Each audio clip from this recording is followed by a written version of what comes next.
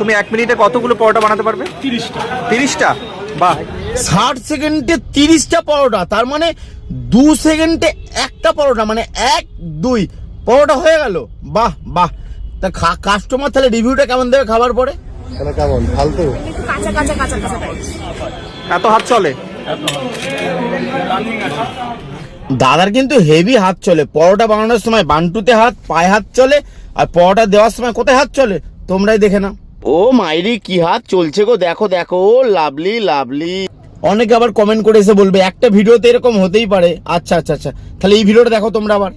দাদা এটা মাখন লাগাচ্ছে, মাখন। ও লাভলি, পরোটার মধ্যে লেপটে দিল মাখনটা পুরো একেবারে। এবার অনেকে এসে আমার কমেন্ট বক্সে বলবে, হ্যাঁ তুমি রাজুদার পেছনে লেগেছো। পিছনে লাগিনি, সত্যিটা তুলে ধরছি। রাজুর যে মাথা খারাপ হয়ে গেছে সেটা হচ্ছে প্রমাণ। ও যখন ভুল ভাল ভাঁট ভুট বকছে, বকার কারণে ওর এইসবগুলো হচ্ছে। লোকের বাড়ি উঠে পরোটা বানাতে গেল, বান্টুতে হাত দিয়ে পরোটা বানালো, নিজে কেস খেলো। এখন দোকানদারি করতে কখনো এরাম করছে, কখনো এরাম করছে, সেই হাতটা পরোটাই দিচ্ছে। ভাই নোংরা কখনো তুমি কি খাবে? তোমার যদি বলি নোংরা পরোটা তুমি খাবে, কেউ খাবে না। সেটা তুলে ধরছি। রাজুর অহংকার যে হয়েছে সেটা হচ্ছে প্রমাণ।